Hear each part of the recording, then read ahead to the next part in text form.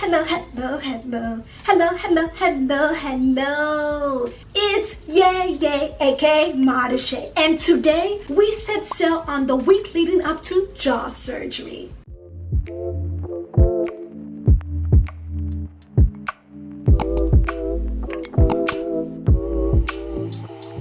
Remember, in this video here, I mentioned that the surgery date was August 10th, 2022. Before then, a number of things occurred. One, on August 4th, I went to the orthodontist to get my hooks placed. As you can see here, they are placed between the brackets like this. Pain was 0. Discomfort to have them placed in, I would say 2. Fortunately, it was a quick appointment. 2. The following day, the 5th, I went to the hospital where the surgery would take place for the pre-admission visit. Bring your driver's license and medical insurance card along with you when you go. From my recollection, I signed some forms, a lot of corporate jargon, but essentially, do you consent to this surgery? The hospital is not liable for any missing belongings. Consult with your doctor if you have any questions. You are responsible for paying all medical costs. We are not liable for X, Y, and Z. I get it. It's just business. There is a form that I distinctly remember to which I consented. It had to do with visitors and whether or not I gave my permission for the hospital to share what room I was in. Yes, like I was going to leave my mom behind? No!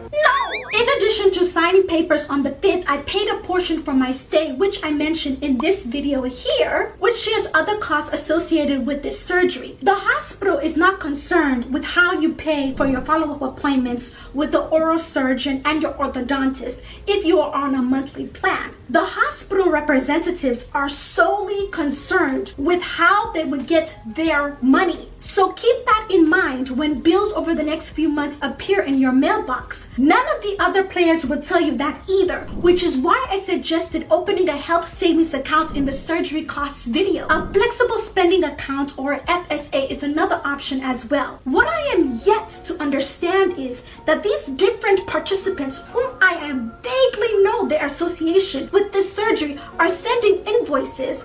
How do they expect these bills to get paid when the national minimum wage is $7.25?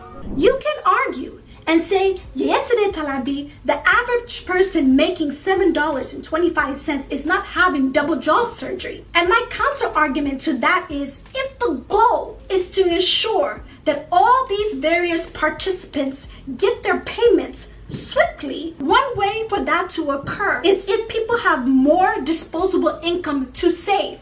After all, how can you save what you don't have? And since Congress is yet to create a law to increase minimum wages, it is our responsibility to fend for ourselves, which means taking the necessary steps to ensure a system, including using health savings accounts and budgeting skills, is designated to pay hospital bills. If not, an impact to credits can occur, which I discussed in this video, and the other participants in the equation are impacted as well. Hospitals rely on your payments to pay their staff, and the staff relies on hospitals to pay their expenses to survive. After I signed the forms, I waited to be called for the COVID test.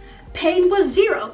Discomfort was 3. I was given 2 sponges and soap and instructed to use them the night before surgery. It is supposed to help prevent infections. I used one and not the other sponge because one was sufficient. That was the gist of what happened at that visit. If you have gone through the pre-admission visit and I missed something, let me know down below in the comment section. Oh, before I forget, I was informed not to eat after midnight on the day of surgery. I would encourage you to drink water before that window closes because the next day you'll be asked for a urine sample to take a pregnancy test. I didn't drink a lot of water the day before, but eventually I was able to do it. If for whatever reason you're unable to provide a urine sample and all the tactics fail, like turning on the faucet to trigger the brain to feel more relaxed, a blood sample is an alternative and could be used at the last resort. I asked one of the nurses and that's what I was told. Also, any nail polish on the fingers was advised to be removed. On your toes, it's fine. Well, I got a French manicure done and I didn't receive any pushback. What I learned from my mom, who is a nurse and has worked in various specialties such as PACU or post-anesthesia care unit,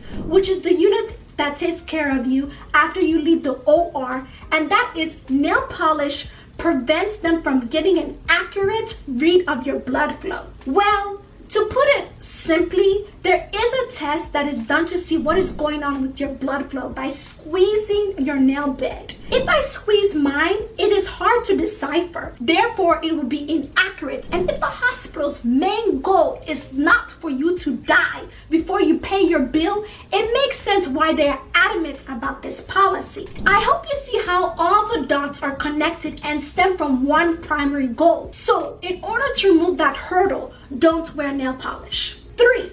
I'm going to add what happened before the operation in this video as well. This will be known as pre-op or pre-operation. When I arrived at the hospital at 5:30 a.m., I signed in. After some time, I was called and my mom stayed in the waiting room. I was asked to undress and remove any piercings. Once I was undressed, a nurse came in and reviewed the forms I filled out previously and confirmed my allergies and whether my medication list needed to be updated. This is important for several reasons. If you are on a specific medication, you will most likely have to stop taking it before the procedure to avoid complications during surgery. In addition to this, the staff should not administer medicine if you are allergic to it. If they address the reaction, that can delay your surgery and possibly the next person's. The hospital is less concerned about what happens to you. The staff just met you several minutes ago. The senior executives and managers are more concerned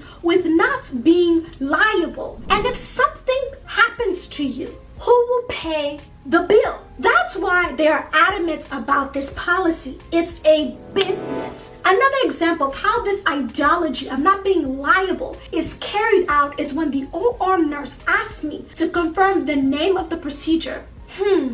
Anyway, when that discussion was done, my mom was told she could leave the waiting room and come to my bay. The oral surgeon arrived and confirmed that I was still undergoing the surgery. We discussed the use of Exparel and I mentioned how I wanted it to be used. If available and you are not allergic and it is within your budget, I would conduct research and see if it is something you would consider. It helped with my pain when I had my wisdom teeth removed. Something even more painful like jaw surgery, I wanted to voice my concerns before leaving pre-op. Afterwards, the anesthesiologist and the CRNA introduced themselves and made the necessary small talk. I abbreviated CRNA on purpose because among themselves and in the hospital, that term is used when you hear it. At least you'll be familiar with it. And it means a nurse who specializes in anesthesia, and he or she can work with an anesthesiologist or independently, depending on several factors. This is important to note because after your procedure, if you remember in this video, I mentioned how I received a bill from the anesthesia group. Well, I was also sent an email to review the care I was giving and to share my thoughts. The brief interaction that you have with these medical professionals, whether they like it or not,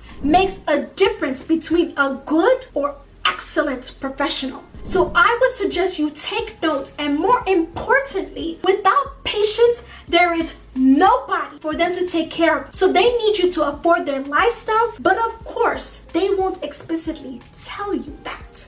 Shortly after that, it was time to go to the operating room. The CRNA and OR nurse took me to the OR and I said my departing words to my mom. Once I got there, I briefly discussed with the CRNA and OR nurse before falling asleep. And to know what happened the night of and the day after surgery, hit the notification bell because you don't want to miss that video. Because I share what I use these for. I understand this video contains a lot of information and it can be hard to remember all the essentials and specific details. This is why I created a downloadable PDF called Jaw Track to help you jot down notes, which you can purchase below. Thank you so much for listening, and I'll see you in the next video. See ya!